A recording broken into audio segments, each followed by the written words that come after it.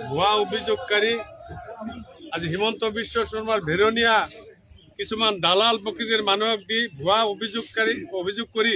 আজি সমগ্র অসমত যে পরিস্থিতি ভয়ানক পরিস্থিতি সৃষ্টি করেছে তার প্রতিবাদত আর হিমন্ত বিশ্ব শর্মার কিছু বক্তব্য উচতনিমূলক যে গণতন্ত্র বিরোধী সংবিধান বিরোধী কিছুমান কথাবার্তা কৈ সমগ্র অসমক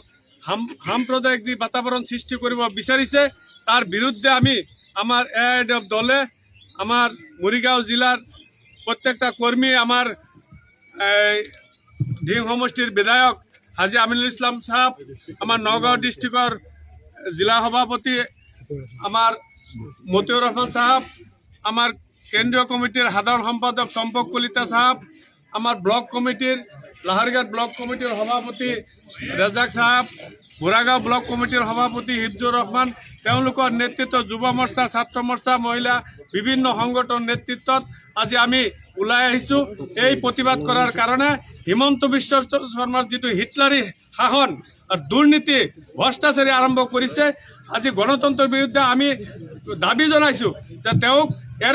ইতিমধ্যে এরেস্ট কৰিব লাগে তেওঁৰ যেটো কথা কৈছে এইটো সংবিধানৰ বিৰোধী কথা এনেকুৱা কথা কৈ তেওঁক